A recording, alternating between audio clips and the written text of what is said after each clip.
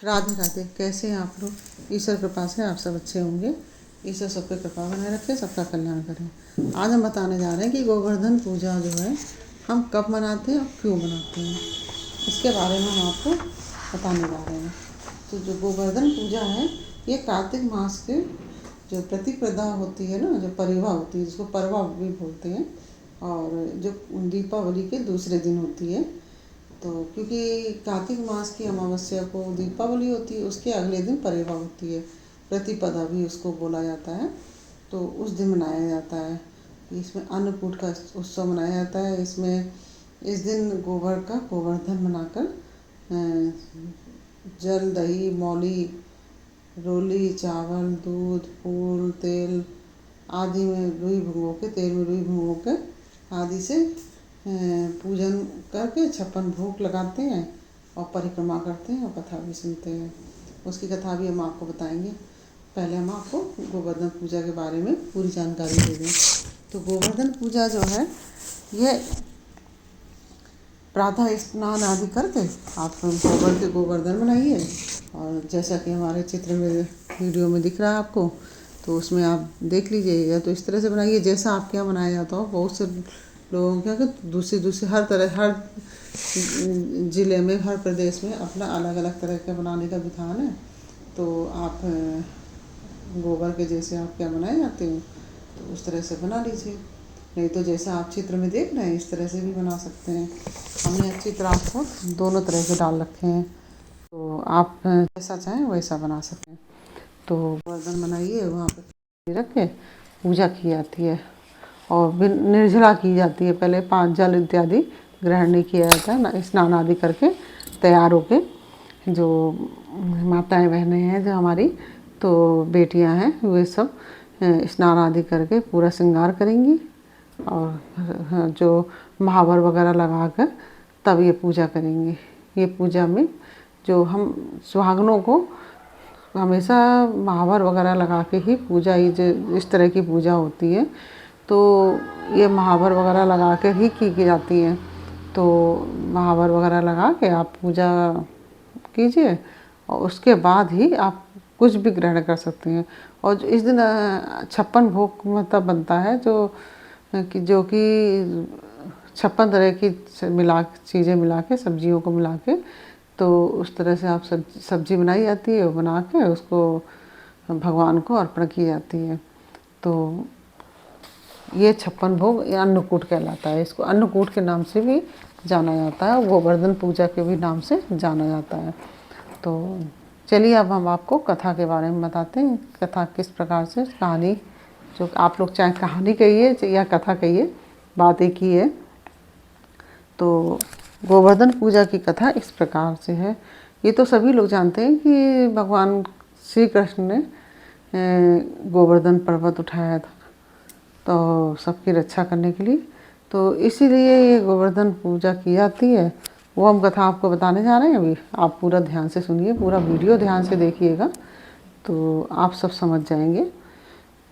चलिए अब चलते हैं कथा की तरफ। एक बार भगवान कृष्ण ने देखा कि पूरे ब्रज धाम में विभिन्न व्यंजन तथा मिष्ठान बनाए जा रहे हैं। जब उन्होंने इसका कारण पूछा तो पता चला कि मेघ देवता देवराज इंद्र की पूजा की तैयारी हो रही है, क्योंकि इंद्र की कृपा से बारिश होगी और गायों को चारा मिलेगा और उसके साथ ही खेतों में अनाज अच्छा होगा। सब बातें सुनकर कृष्ण जी अपनी मैया के पास आए और देखा कि घर में बहुत सामान, मेवा, मिठाई, खीर, रसगुल्ला, रबड़ी, सेवई, बालूशाही, लड्डू, पेड़ा, बूंदी, बर्फी, खीर, मोहन, मठरी, राजभोग, खजला, खजूर, खुरमा, पापड़, पकौड़ी, पुआ, पापड़ी, पंजीरी, पूड़ी, मिश्री, बतासा, चमचम, जलेबी, इमरती, गुड़चन, मलाई, सोन पापड़ी, घेवर, फेनी और छाछ है, गूंजा, दाल बाटी, चूरमा, खट्टी मीठी चटनी, किशमिश, बादाम, काजू, पिस्ता, नारंगी, सेव, केला, चीकू, आम, नाना प्रकार के व्यंजन जो है, मक्खन, बड़ा, दाल, सेव, खोया, दही, मठरी, लौंग, इलायची, गरी आदि आदि 56 भोग सजे हुए हैं। इस तरह से सारे सब 56 भोग सजे हुए हैं। तो श्री कृष्ण ने अपनी मैया से पूछा कि मैया आज कौन सा त्यौहार है जो इतने सारे पकवान बनाए हैं। माँ कहने लगी कि आज इंद्र देवता की पूजा होगी, कोई सामान जूठा मत कर देना। जैसे बच्चे पूछ रहे थे ना तो माएँ बोलने लगती कि कोई सामान जूठा मत कर देना, कि बच्चे मांगने लगते हैं खाने के लिए जूठा कर दें, इसलिए कि पूजा की कोई सामग्री जूठी नहीं की जाती है। तो इस प्रकार श्री कृष्ण बोले कि मैया पूजा क्यों होगी। मैया बोली इंद्र देवता हम सब लोगों को पानी देते हैं जिससे फसल अच्छी होगी आदि कारण, इस प्रकार से मैया ने कृष्ण को बता दिया। उसी समय कृष्ण सोचने लगे कि इंद्र की पूजा न करके गिरिराज गोवर्धन की पूजा कराई जाए तो अच्छा होगा। उन्होंने अपना प्रस्ताव मैया से कहा, मैया नहीं मानी। फिर बाबा के पास गए और बहुत सारे तर्क देकर उन्होंने नंद बाबा को मना लिया और गो भगवानों के साथ इंद्र की पूजा के बदले में गोवर्धन पूजा बड़े उत्साह से की। यह देखकर इंद्र घबरा गए और क्रोधित हुए। तो स्वयं इंद्र ऐरावत पर बैठकर आए, वृक्ष पर चढ़कर आया और इंद्र भगवान आए और बार बार वज्रपात करने लगे तथा प्रलय काल के बादलों की मूसलाधार जल बरसाने, बादलों से जो प्रलय काल बादल थे उनसे मूसलाधार जल बरसाने के लिए इंद्र ने कहा। भयंकर आंधियाँ चलने लगी और जल के साथ साथ बड़े बड़े ओले बरसने लगे। ब्रज के लोग त्राही त्राही करते हुए श्री कृष्ण की शरण में पहुँचने लगे। श्री कृष्ण जी ने हंसकर बाएं हाथ की जो तर्जनी होती है ना, बाएं हाथ की उंगली जो सबसे छोटी उंगली होती है तर्जनी पर गोवर्धन को उठा लिया और छाते के समान उसे 7 दिन तक उंगली पर रखे रहे। अंत में प्रलय के मेघ खाली हो गए। इंद्र थक गए, उन्हें वर्षा बंद करनी पड़ी।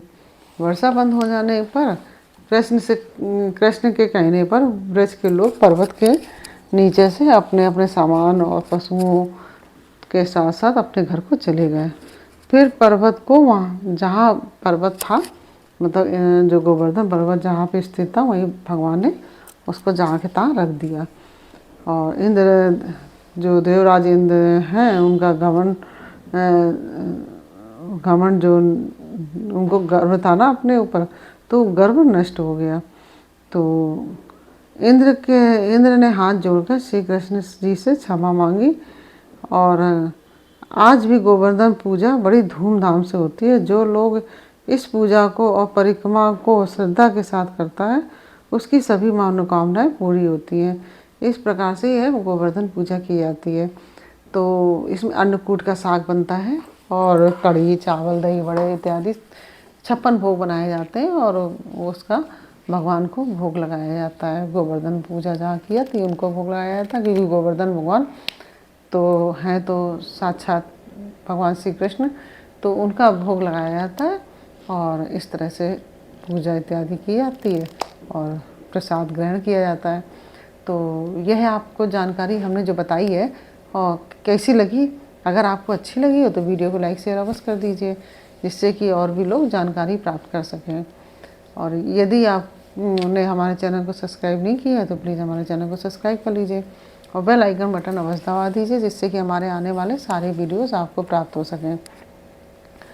और इसके बाद हम आपको कहना चाहेंगे, जैसे कि जो गोवर्धन पूजा सब कर लेते हैं तो शाम के टाइम सारा जो गोवर्धन का चर सब समेट कर उसको हम दरवाजे पे रखते हैं।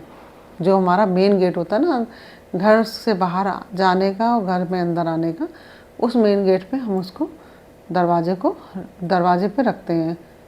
और उसमें रखे, उसमें जो हमारी करवे वाली सीखें होती हैं ना, जो करवे में पूजा में, करवा चौथ में पूजा में लगाई जाती हैं, वही सीखें उसमें गाड़ी जाती हैं, उसमें खोस दी जाती हैं और खोस के फिर उसको वहाँ पे दिया जला दिया जाता है।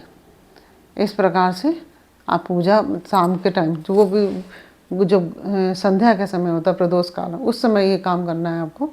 तो उस समय आप दिया जलाइए घर के बाहर और फिर आप इस तरह से ये पूजा सब पूर्ण होती है। और यह हमने आपको जानकारी और दी कि मान लीजिए आपको नहीं मालूम है तो आप इस तरह से कीजिएगा। और फिर आप चाहें तो वो गोबर अगर बाहर सफाई में चला जाता है कोई बात नहीं, तो आप उसको ला के अपने घर के पौधों में डाल दीजिए बाद में। दूसरे तीसरे दिन, है ना। इस तरह से आप करेंगे तो आपकी गोवर्धन पूजा भी हो जाएगी, गोबर भी यूज हो जाएगा और हर तरह से सुख समृद्धि आती है ये पूजा करने से। और फिर मिलते हैं आपसे अगले वीडियो में एक नई जानकारी, एक नई कहानी के साथ। तब तक के लिए राधे राधे।